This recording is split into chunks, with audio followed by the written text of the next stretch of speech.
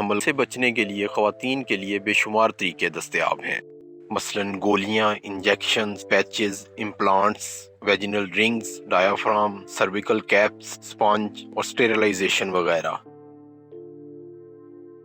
لیکن مردوں کے لیے دو ہی طریقے ہیں، کنڈوم پہنیں یا نس بندی یعنی ویسیکٹومی کروائیں۔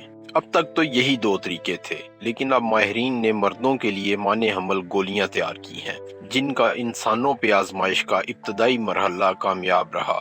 آئیے جانتے ہیں کہ یہ گولیاں کیسے کام کرتی ہیں اور کیا ان کی کارکردگی فیمیل مانع حمل گولیوں کے برابر ہے۔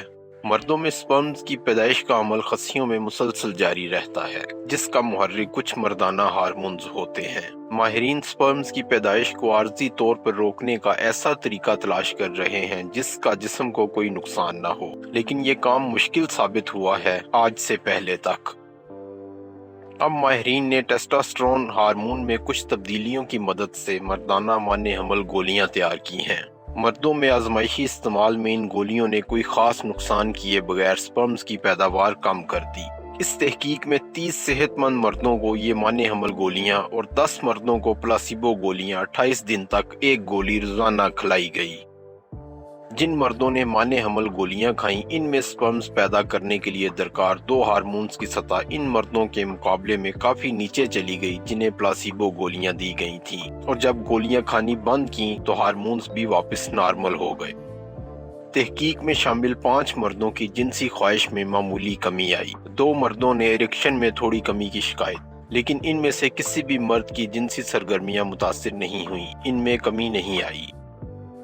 گولیاں کھانے سے کوئی ایسا نقصان بھی محسوس نہیں ہوا کہ کسی کو گولیاں کھانی بند کرنی پڑتیں، اور آزمائش میں شامل تمام افراد نے سیفٹی ٹیسٹ پاس کیے۔ اب ماہرین زیادہ عرصے کے تجربات کرنا چاہتے ہیں کیونکہ ان گولیوں کے استعمال سے سپرم کی تعداد کم ہونے میں 60 سے 90 دن درکار ہوتے ہیں۔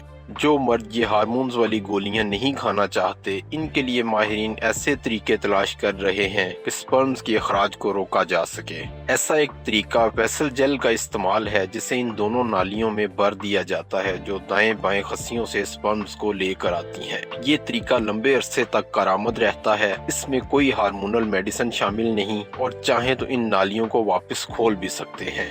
اس عمل کی آزمائش ابھی صرف جانوروں میں ہوئی ہے، جبکہ انسانوں پہ اس کی آزمائش کی منصوبہ بندی جاری ہے۔ ایک سوال یہ بھی ہے کہ جب مردوں کے لیے کامیاب اور محفوظ طریقے مانع حمل گولیوں یا کسی اور شکل میں عام دستیاب ہو جائیں گے تو کتنے مرد ان طریقوں کو اختیار کریں گے؟